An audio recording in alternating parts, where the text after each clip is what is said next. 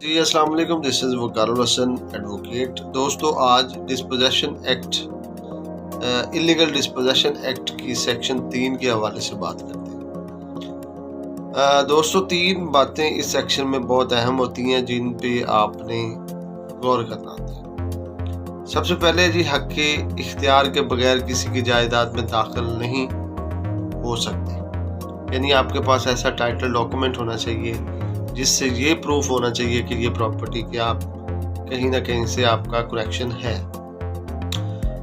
Number 2 پہ ہے جی حق اختیار کے بغیر کسی کی جائیداد پر قبضہ نہیں کیا جا سکتا، یعنی کہ اگر آپ کے پاس کوئی بھی ایسا ٹائٹل ڈاکومنٹ نہیں ہے تو آپ کسی کی پراپرٹی پہ ناجائز طور پہ قبضہ نہیں کر سکتے۔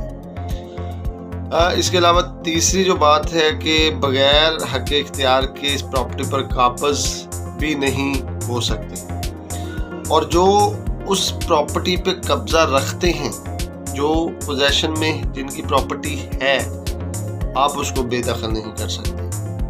اس کے لیے آپ کو سول کورٹ سے رجوع کرنا ہوگا، پھر اس کے بعد جو ہے آپ اس کو بے دخل بائی کورٹ کر سکتے ہیں۔ بہت شکریہ، اللہ حافظ۔